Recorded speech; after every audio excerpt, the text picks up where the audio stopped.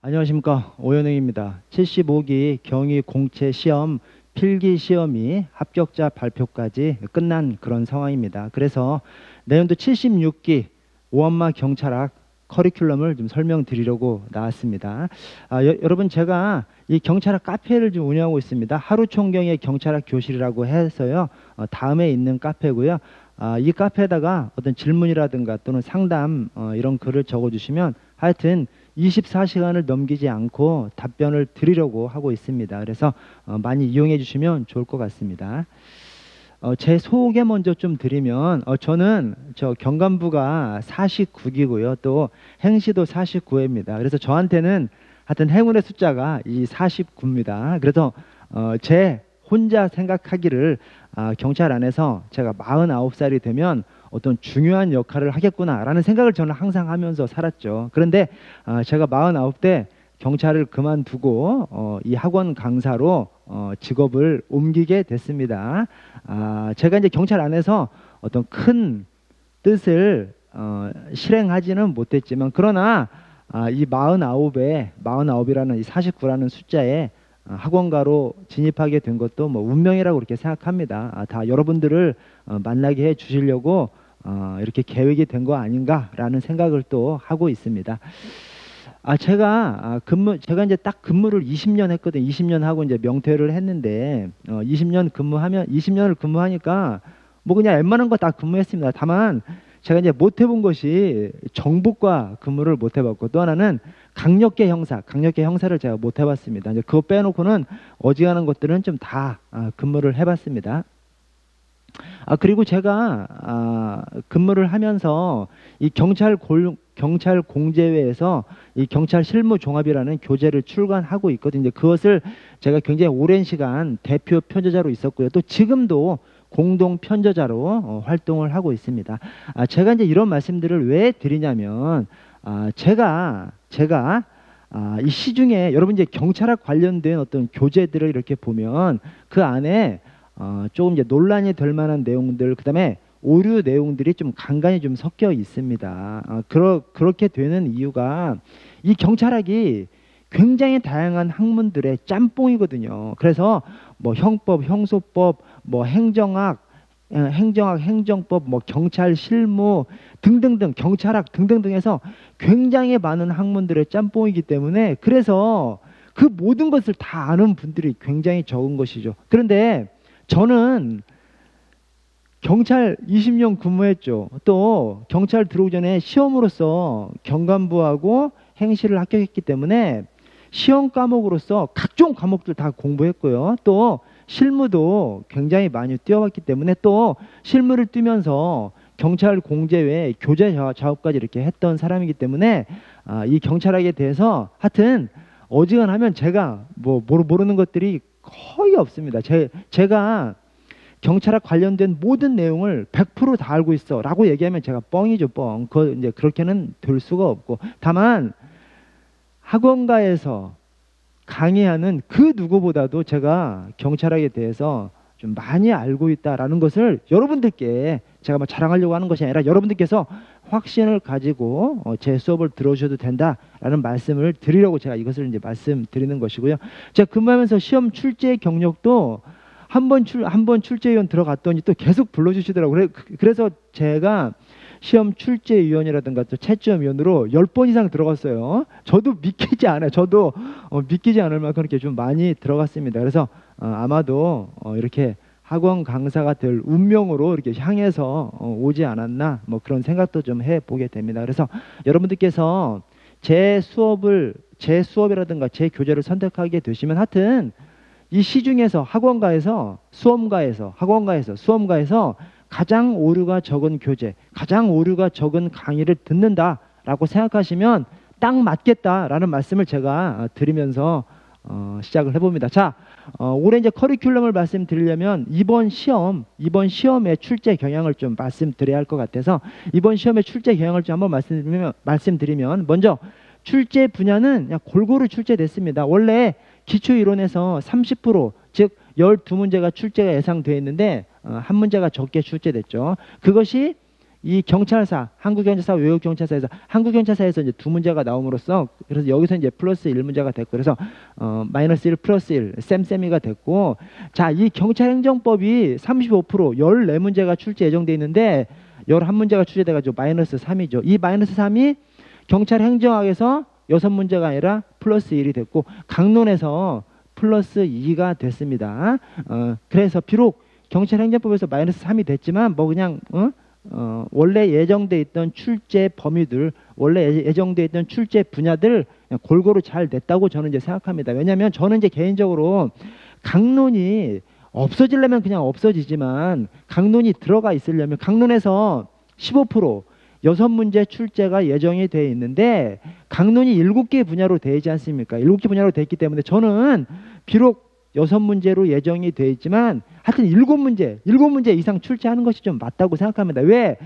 실컷 공부했는데 어느 한 분야는 빼버리면 좀 그렇지 않습니까? 그래서 그런 측면에서 8문제, 이 8문제가 생안 파트에서 2문제가 출제되고 나머지 6개 분야에서 1문제씩 골고루 출제됐거든요. 그래서 출제 분야는 하여튼 잘 지켰다. 다만 한 가지 좀 아쉬운 점은 이 경찰행정법이 경찰조직법, 경찰공무원법, 경찰자용법 플러스 일반행정법까지 들어가는 것이 이 경찰행정법 파트거든요. 근데 여기에서 조직법하고 공무원법이 얼마나 많아요. 근데 여기서 너무 적게 출제가 됐어요. 이게 좀 아쉽습니다. 사실은 이 경찰조직법, 경찰공무원법 이게 진짜 경찰학이거든요. 이게 진짜 경찰학인데 이 부분이 좀 적게 출제된 것이 조금 아쉽습니다.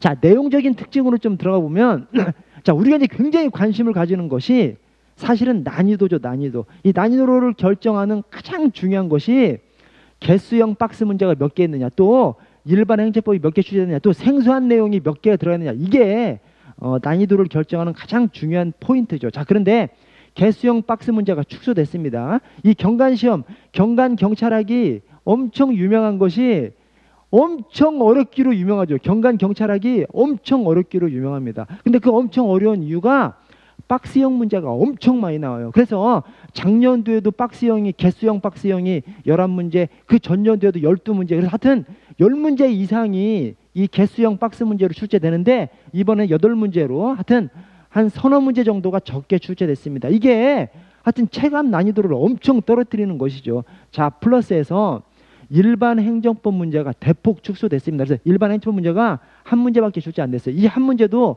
국가배상 관련해서 좀 경찰 공무원하고 관련된 것을 출제했기 때문에 사실은 일반 행정법 문제가 한 문제 또는 아예 출제되지 않았다고 봐도 무방할 정도로 이 일반 행정법 문제가 좀 대폭 축소됐습니다. 지금까지 경관경찰학에서 일반 행정법 문제가 통상 하여튼 한 서너 문제 이상씩은 출제가 됐었거든요. 근데 이번에는 한 문제 또는 0문제, 한 문제 또는 0문제로 이렇게 축소됨으로써 이것도 체감 난이도를 낮추는데 굉장히 영향을 미쳤고, 자, 또 하나가 생소한 문제가 대폭 축소됐습니다. 여러분, 경관경찰학이 하여튼 엄청 어려운 시험이에요. 엄청 어려운 시험인데 그 어려운 이유가, 대표적인 이유가 아까 이제 개수형 박스, 개수를 묻는 박스형 문제가 많다, 이거다고.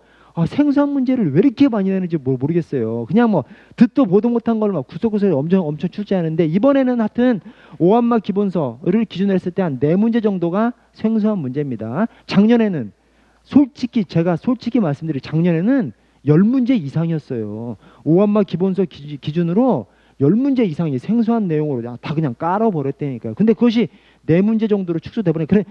다만 이 4문제만은 아니에요. 또 지문 한두 개가, 이 4문제 말고 다른 문제에서 지문 1개씩 정도가 생소한 내용이 포함되어 있는 문제가 한 2-3문제가 좀 더 있습니다. 그래서 하여튼 4문제 플러스 알파, 4문제 플러스 알파가 생소한 문제로 그동안 생소한 문제 비율에 비하면 생소한 문제가 대폭 축소됐습니다. 그래서 체감 난이도가 대폭 하향됐습니다. 체감 난이도가 엄청 떨어졌어요. 경찰학만 봤을 때.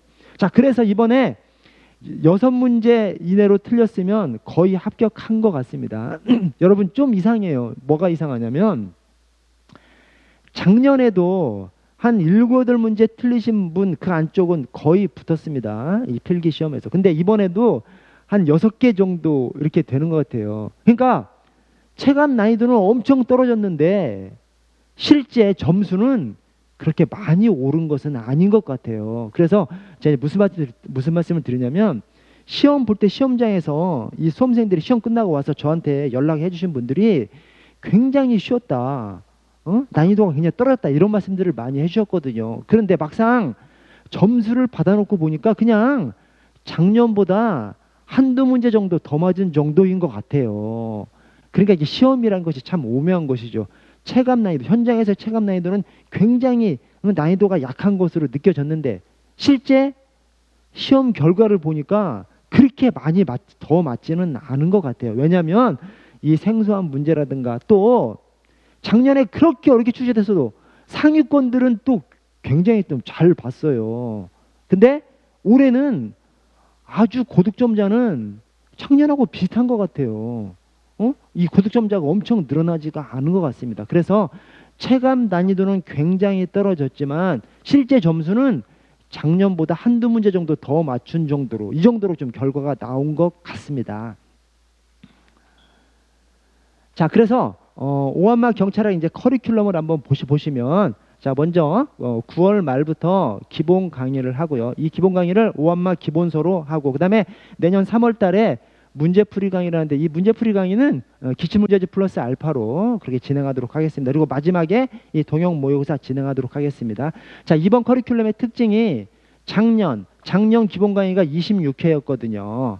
뭐 문제풀이 강의는 17회 똑같습니다. 그래서 작년에 기본 강의가 26회였는데 30회로 4회나 늘어났습니다. 그래서 여러분 지금 이제 이 프라임 경위 공채반이 올해부터 그러니까 이번 76기부터 월요일부터 토요일까지 수업하는 것이 아니라 월요일부터 금요일까지 수업을 한다고 합니다. 자, 그런데 저는 이 기본 강의가 이때 추석 기간이 이 안에 들어가 있어요. 근데 저는 그냥 월요일부터 토요일까지 하도록 하겠습니다. 왜 그러냐면 여러분 30회나 진행하기 때문에 26회에서 30회로 늘어나기 때문에 아주 세부적인 것까지 조금 더 자세하게 강의를 드릴 수 있을 것 같아요. 자, 그런데 어떤 교재를 딱 보기 시작해서 강의를 시작해서 아니 한 달 안에 끝내줘야지 이거를 막 한 달 반 넘게 질질 끌면 그것이 이 학습에 결코 보탬이 되지 않는다고 생각합니다. 그래서 저는 그냥 추석 연휴 그냥 쫙 이어서 해버릴 겁니다. 쫙 이어서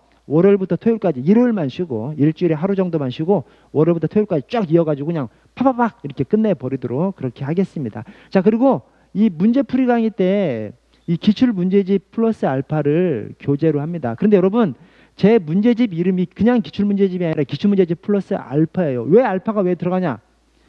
문제집을 기출문제집 보고 그다음에 다른 문제집을 또 봐? 어떻게 그렇게 봅니까? 그냥 문제집 하나로 끝내야죠. 그래서 제 기출문제집 안에는 기출문제만 들어가 있는 것이 아니라 교수님 교재에 있는 문제도 좀 들어가 있고 또 공제외 실무종합 문제집에 있는 문제도 조금 이제 들어가 있고 그다음에 제가 개인적으로 만든 변형한 문제도 조금 들어가 있어가지고 이 알파 문제가 추가로 좀 포함되어 있습니다. 그래서 저는 이 문제집 하나로 그냥 끝내버릴 수 있도록 만드는 것이 이 기출문제집 플러스 알파입니다. 그걸 기반으로 해서 문제풀이 강의를 하도록 하겠습니다.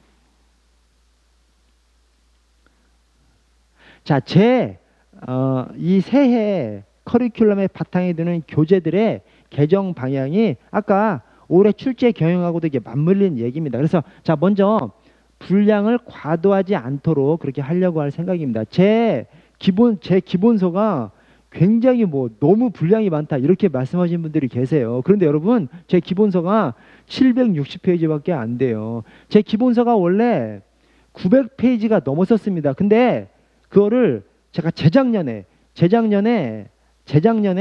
한 150여 페이지를 쫙 줄여버렸어요. 이 강론이 줄어들면서 강론을 대폭 줄여버렸습니다. 그래서 760페이지밖에 안 돼요. 많지 않습니다, 여러분. 이 어떤 교재가 분량이 많다라고 얘기하려면 1000페이지는 넘어가야 분량이 많은 것이죠. 그래서 제 기본서가 굉장히 많은 것을 담고 있으면서도 한 760페이지 정도 되는데 이것을 하여튼 더 늘어나지는 않도록 할 거예요. 더 늘어나지 않게 하면서 어떻게 하려고 그러냐면 자, 분량이 더 늘어나지는 않게 하면서 총론은 강화하려고 합니다. 어떤 것을 강화하려고 하냐면 주요 법령 조문이 누락되어 있는 것이 있으면 주요 법령 조문은 그냥 싸그리 다 좀 넣으려고 합니다. 이제 어떤 말씀이냐면 제가 제 스스로는 좀 수험생들 편의를 위해서 이 시험에 나올 만한 조문만 좀 넣어놓고 시험에 나오지 않을 만한 조문들은 좀 이렇게 좀 빼놨거든요. 근데 우리 경관 시험의 특징이 시험에 안 나올 것만 같은 그냥 구석구석에 있는 조문을 좀 출제하는 것이 경관 시험의 좀 특징입니다. 그래서 중요한 법령이 있잖아요. 예컨대 유해성 경찰 장비 규정이라든가 또는 뭐 경지법은 당연하지만 경지법 시행령이라든가 또는 경찰 감찰 규칙이라든가 또는 경찰 인권보호 규칙이라든가 이런 것들은 그냥 싸그리 다 넣어서 공부를 하시는 것이 맞는 것 같아요. 그래서 그런 중요 법령 규칙에서 제가 시험에 출제되지 않을 것이라고 제 스스로 판단해서 제외시켜놨던 조문들은 싸그리 다 넣으려고 생각하고 있습니다. 자, 그러면서 추가로 출제위원급 교수님 교재 내용 중에서 우리가 봐야 할 것들은 조금 더 넣고 플러스해서 일반 행정법 내용이나 강론을 최적화하려고 하는데 이 최적화하는 말이 다른 말이 아니라 조금 줄이려고 합니다. 그래서 일반 행정법 안에서 이제 이 일반 행정법이 우리 경찰학 안에 포함된다고 이제 공지가 된 다음에 시험이 실제 몇 년 있었지 않습니까? 그걸 보면 대략적인 경향이 나오거든요. 그 경향 속에서 일반 행정법 내용이 일반 행정법 전체를 요약해가지고 제가 넣어놨거든요. 근데 그 중에서 일부 불필요한 것들은 조금 삭제하도록 하겠습니다. 강론 역시 조금 불필요한 부분은 조금 더 추가로 더 삭제하도록 하겠습니다. 그렇게 해서 총론은 더 확대하면서 일반 행정법 파트하고 강론을 조금 줄임으로써 이 페이지 분량은 거의 좀 유지하는 것으로 그렇게 하도록 하겠습니다.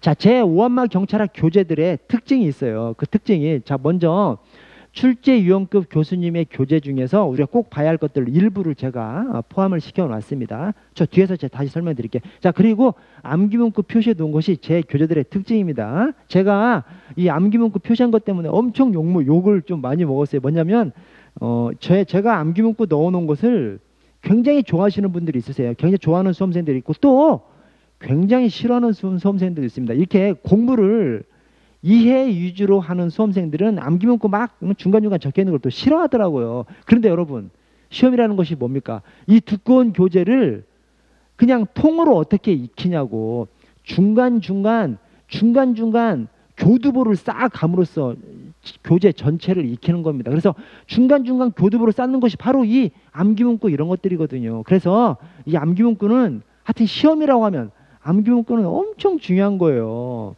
어떤 시험을 준비하기 시작한다라고 하면 곧 암기문구를 뭐 두 문자를 따든 어떻게 하든 암기 시작하는 것이 바로 시험 공부의 시작인 것이죠. 그래서 하여튼 제 교재에는 암기문구가 많이 담겨 있고 또 플러스해서 핵심 설명 키워드를 좀 표시를 해놨습니다. 자, 뒤에서 다시 설명드리겠습니다. 그리고 제 기출문제집에는 아까 설명드렸던 대로 그냥 기출문제만 담아놓은 것이 아니라 출제 예상문제까지 함께 포함시킴으로써 그래서 제 문제집 이름이 기출문제집 플러스 알파인 것이죠. 그래서 그 점을 좀 감안해 주시고 제가 이것을 조금 더 자세하게 설명드리면 제가 출제위원급 교수님 교재를 반영했다는 것이 이런 겁니다. 여러분. 자, 여러분 이 법치국가 경찰 개념을 나타내는 법령 및 판례가 1조의 크지경이거든요. 프로이센 일반 안트법, 그다음에 프랑스 죄와 형벌법정, 그다음에 크루츠베르그 판결, 그리고 이 프랑스 지방경찰법정 또는 지방자치법정, 프랑스 지방경찰법정 또는 프랑스 지방자치법정, 그 다음에 프로이센 경찰행정법 이런 것들이 법치국가 경찰 개념을 나타내는 법령 판례입니다. 자, 그런데 여기에서 각 법령에서 그 내용까지 이제 시험에 나오는데 그 내용이 일절 죄자 지위 경제입니다. 뭐 절박한 자유, 그 다음에 위생, 맨 마지막이 재량 이런 표현들이 각 법령에 있어요. 그걸 가지고 그 법령을 딱 구분해 내셔야 되거든요. 그래서 일절 죄자 지위 경제 이렇게 이제 외우고 있거든요. 자, 그런데 이 절박한이라는 표현을 어떤 교수님은 급박한이라고 해놓고 또 어떤 교수님은 현준한이라고 해놨어요. 그래서 이런 표현을 아셔야 되는 것이죠. 그래서 만약에 이게 절박한이 아니라 현준한이 들어가 있어도 이게 프로이센 일반 안트법 1절에 프로이센 일반 안트법이라는 걸 아셔야 되거든요. 이렇게 그래서 이 표현 급박한 현준한은 이 표현이 학자들마다 이렇게 절박한을 다른 표현으로 사용하고 있는 거거든요. 이런 것들을 제가 넣어놨다는 이제 그런 말씀이거든요. 이거 말고도 이 출제위원급 교수님들께서 조금 헷갈리는 어떤 서술을 해놓은 것들이 있어요. 제가 그런 것들을 교재에다가 곳곳에다 좀 넣어놨습니다. 그래서 제가 강의를 드리면서 그런 부분들은 좀 설명을 자세히 좀 드리도록 하겠습니다. 자, 그리고 암기문구를 표시했다는 것이 이런 식으로 이제 표시를 해놨거든요. 자, 그런데 자, 먼저 여기 위원장 호선하는 사항이, 여러분 호선이라는 것이 그냥 위원들끼리 서로 정한다는 것을 호선이라고 합니다. 통상 위원회 위원장은 기관장이 임명하죠. 통상 위원회 위원장은 기관장이 임명하는데, 기관장이 임명하지 않고 그냥 위원들 서로 정하는 것을 갖다가 호선이라고 하거든요. 근데 위원장 호선하는 사항이, 여러분 제가 이제 호선 중위주라고 되는 것이 이게 작년판이라 그렇습니다. 이게 호선으로 받게 되죠. 왜냐하면 이 호선 손실보상 심의위원회는 이제 위원장 호선하는 사항에서 제외됐습니다. 왜? 손실보상 심의위원회는 개정이 돼서 7월 30일부터 손실보상 결정권자, 즉 기관장입니다. 손실보상 결정권자가 지명하도록 되어 있어요. 그래서 손실보상 심의위원회는 이제 제외가 되니까 이제 호선 중국인추가 아니라 호선 중국인추죠. 호선. 그래서 위원장 호선하는 사항이 중국인추 4개만입니다. 그래서 중국인추, 언론중재위원회, 국가경찰위원회, 경찰인권위원회, 시도자경위원회, 위원추천위원회, 시도자경위 위원추천위원회. 그래서 이 4개가 위원장 호선하는 사항입니다. 위원장을 위원들끼리 서로 정하는 사항이죠. 자, 이렇게 호선, 중국인추 이렇게 외워버려야 되지. 이걸 하나하나 어떻게 다 숙지하냐고요. 그래서 외워버려야 되고. 자, 그 다음에 여기 위원 임기가 3년인 위원회들이 제가 삼국자 소중 이렇게 따놨습니다. 그래서 위원 임기가 3년이야. 왜 3년이라는 것을 왜 이렇게 얘기해? 통상 위원회 위원 임기가 2년입니다. 대부분의 위원회 위원 임기가 2년이에요. 근데 특별히 3년인 위원회가 이렇게 4개가 있는 거예요. 그래서 삼국자 소중, 위원 임기가 통상 2년인데 특별히 3년인 게 삼국자, 국경위, 자경위, 그 다음에 소중, 소청임사위원회, 언론중재위원회, 이렇게 삼국자 소중 이렇게 외워버려야죠. 그래서 여러분, 제가 이 암기문구 막 많이 넣어놓으면서 어떤 분들이, 어떤 수험생들이 엄청 욕을 하는 수험생들이 있어요. 그런데 시험이라는 것은 군데군데 뚫고 들어가는 거예요. 이 공부할 내용 전체 막 700~800페이지를 한꺼번에 어떻게 숙지하냐고요. 군데군데 뚫고 들어가는 거야. 군데군데 뚫고 들어가는 것의 핵심이 이 암기문구입니다. 암기문구로 군데군데 뚫고 들어가요. 그러면 전체가 막 연결되는데 엄청난 도움을 주는 것이 암기문구입니다. 그래서 하여튼 제 교재들에는 암기문구가 곳곳에 많이 박혀 있으니까 좀 잘 활용하시면 좋습니다. 그래서 제가 적어놓은 암기문구 좀 활용하시고 추가적으로 여러분들이 조금 더 따요. 암기문구를 뭐 2문자를 따던 그렇게 하면 아주 이제 풍성한 암기문구, 풍성하게 이 학습 기회가 생기는 것입니다. 그렇게 생각을 해주시고요. 자, 그 다음에 제가 핵심 설명 키워드를 좀 표시를 해놨습니다. 이제 그게 뭐냐면, 자, 여러분, 여기 종교중립의무, 국가공무법상 의무들인데, 자, 종교중립의무에서, 자, 공무원은 소속 상관이 종교중립의무에 위배되는 직무상 명령을 한 경우, 직무상 명령이 뭐죠? 직무상 명령이 상관의 지시예요. 상관의 직무상 명령이 상관의 지시라니까. 자, 한 경우에는 이에 따르지 아니할 수 있다. 자, 뭔 말이냐면, 이게 상관이 종교중립의무에 위배되는 직무상 명령을 해. 그러면 꼭 따르지 아니하여야 한다. 강행 규정일 것 같아요. 근데 강행 규정으로 안 해놨다니까요. 이게 재량 규정으로 해놨어요. 왜 그런 줄 아세요? 여러분, 국가공무법상에 복종의 의무가 있지 않습니까? 이 복종의 의무는 어떻게 규정이 돼 있어? 의무니까 하여야 한다로 돼 있습니다. 뭐냐면 상관의 직무상 명령에 복종하여야 한다. 이렇게 돼 있습니다. 상관의 직무상 명령에 복종하여야 한다. 상관의 직무상 명령이 지시야. 그래서 뭐냐면 복종의 의무에서는 상관의 직무상 명령에 복종해야 한다. 이렇게 강행 규정으로 해놨습니다. 강행 규정으로 해놨으니까 의무죠. 상관의 직무상 명령에 복종할 수 있다라고 하면 의무가 아니잖아. 복종할 수 있어. 복종해도 되고 복종하지 않아도 되고 의무가 아니잖아요. 복종해야 한다니까 이제 복종의 의무죠. 자, 그래서 상관의 지시에 대해서는, 상관의 직무상 명령에 대해서는 복종의 의무로서 먼저 강행 규정으로 해놨어요. 강행 규정으로 해놨기 때문에 그 상관의 직무상 명령, 상관의 지시가 좀 문제가 있는 것들, 그런 규정을 할 때에는 따르지 아니해야 한다라고 강행 규정을 해놓지 않고 따르지 아니할 수 있다. 또는 행동강령 재행관과 상담할 수 있다. 이렇게 재량 규정으로 해놨습니다. 왜 그래? 아니 실권 복종의 의무에서 복종해야 한다고 해놓은 다음에 그 상관의 직무상 명령 또는 지시가 조금 문제가 있다고 해서 따르지 아니해야 한다. 그렇게 강행 규정으로 따르지 아니해야 한다고 해놓으면 복종의 의무랑 바로 충돌을 해버리지 않습니까? 그래서 복종의 의무에서는 강행 규정을 해놓은 다음에 나머지 상관의 지시에 조금 문제가 있는 것들, 이런 것들은 전부 다 재량 규정으로 해놨습니다. 그래서 따르지 아니할 수 있다. 행동 강령 체인강과 상담할 수 있다. 이렇게. 그래서 여기다 뭐라 하냐면 상관의 지시에 대해서는 임의 규정인 거예요. 이게 핵심 설명 키워드인 것이죠. 복종 의무에서는 복종하여야 한다. 가행 규정을 해놓고 나머지에서는 그 상관의 지시에 조금 문제가 있다 하더라도 따르지 아니할 수 있다. 행동 강령 체인강과 상담할 수 있다. 즉 상관의 지시에 대해서 임의 규정을 해놨습니다. 이게 예외가 있어. 예외가 하나가 있습니다. 예외가 하나 있는데 그 예외는 예외에서 또 이제 설명을 드려야 되죠. 자, 아래를 보시면 자, 직무 전념의 의무 관련해서 자, 공무원은 소속 상관의 허가 또는 정당한 사유가 없으면 직장을 이탈하지 못한다. 자, 이게 뭐요? 공무원이 직장을 이탈하는 것을 얘기합니다. 이 직장을 이탈하는 것이 뭐 여러 가지 사유가 있죠. 근데 어쨌든 자, 공무원이 우리 경찰이 직장 이탈하는 것이 뭐예요? 그냥 사무실을 이탈하는 것이라고 생각해서 경찰이 사무실을 이탈하는 경우가 살인사건 현장 가는 거죠. 그 살인사건 현장 가는 것이 이거랑 딱 안 맞지만 어쨌든 사무실을 벗어나는 것은 살인사건 현장 간다고 생각하시고 그 살인사건 현장 갈 때 서장 허가를 받아야 돼? 아니면 상관의 허가를 받아야 돼? 아니 살인사건 현장 가면서 서장실 똑똑똑 뚫어가지고 서장님 저 살인사건 현장에 좀 다녀오겠습니다 라고 하면 서장님이 뭐라고 할까요? 저런 미친놈.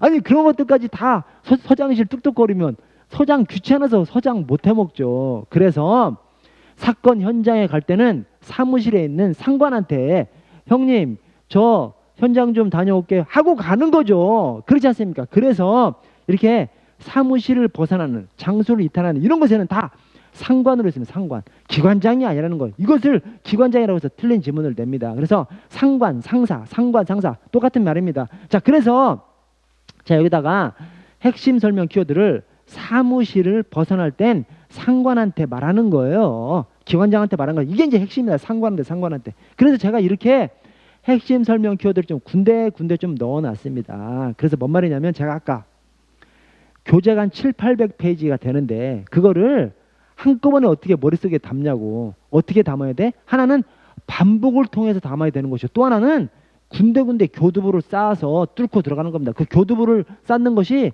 암기 문구라든가 이런 핵심 키워드라든가 이런 것들이 되는 겁니다. 그래서 이런 것들을 활용해서 함께 공부해 나가시면 좀 능률적인 공부가 되실 수 있을 거라 생각합니다.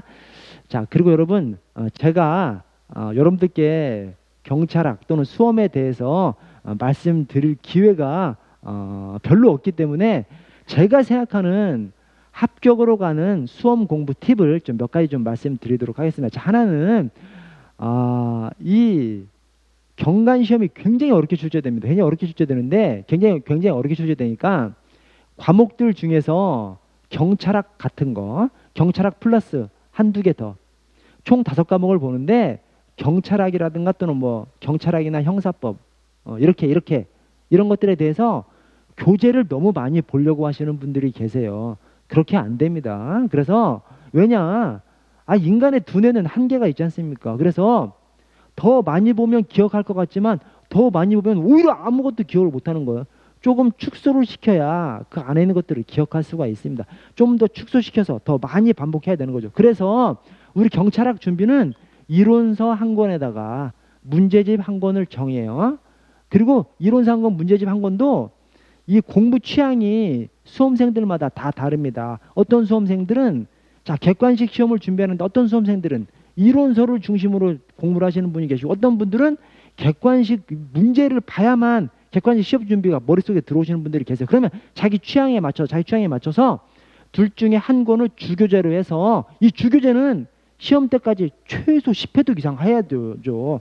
그리고 이제 나머지 한 권은 부교재로 삼으셔서 나머지 한 권은 한 2~3회독 정도, 시험 때까지 한 2~3회독 정도로 그냥 곁들여주는 정도로 헷갈릴 때 찾아보는 용도로 그 다음에 중간중간 좀 곁들여서 보는 정도로 그렇게 삼으시면 딱 맞습니다. 그래서 두 권을 정한 다음에 한 권은 주교재로 그냥 시험 때까지 시험 날까지 최대한 10회독 이상 최대한 반복하는 거죠.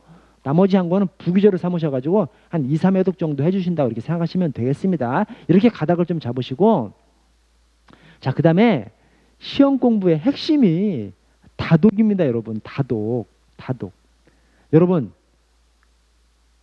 저도 그렇고 여러분들도 그렇고 우리 대부분은 천재는 아니잖아요. 여러분 천재가 아닌데 그 두꺼운 7, 800페이지 드는 것을 서너 번 읽고 대여섯 번 읽고 시험장에서 기억해 내리라고 생각하는 것은 넌센스입니다, 여러분. 그래서 여러분들이나 저나 천재가 아니기 때문에 천재가 아닌 사람들은 시험 보기 전까지 10회독 이상은 해야 시험장에서 기억하는 거예요. 더더군다나 우리 경관 시험은 구석구석에서 많이 출제되기 때문에 더더욱 그렇습니다. 최소 10회독 이상을 해야 되는 겁니다. 10회독 이상 하려면 빨리빨리 읽어야 됩니다. 빨리빨리 읽어야 더 많이 읽을 수 있죠. 그래서 여러분 다독을 해야 되는데 다독을 하려면 빨리 많이 읽어야 돼요. 그래서 여러분 시험 공부하면서 핵심이 이겁니다. 시험 공부하면서 장기적인 계획도 중요하지만 하루 공부 페이지 양에 초점을 맞춰야 돼요. 그래서 여러분 하루 열심히 그냥 공부를 하면 예를 들어서 하루 열심히 공부하면 한 100페이지 읽을 수 있어요. 근데 하루 그냥 페이지에 관심을 갖지 않고 그냥 되는 대로 하루 공부하지 않습니까? 20, 30페이지도 못 보고 끝나는 날이 굉장히 많아요. 그래서 하루에 내가 나의 공부를 체킹해야 하는 것이 오늘 몇 페이지 읽었느냐, 오늘 몇 페이지 읽을 것이냐, 이걸 갖다가 내가 체킹을 해 나가야 됩니다. 그래서 내가 평소에 그냥 열심히 읽으면 하루에 100페이지를 읽어. 그러면 130페이지나 150페이지를 목표로 삼아야 돼요. 왜 그래? 많이 읽어야 더 빨리 마무리하고 더 많은 횟수 반복할 수 있기 때문에 그렇습니다. 그래서 이 읽는 것이 이 다독하라는 다독이 하루에 다독해야 돼. 하루에.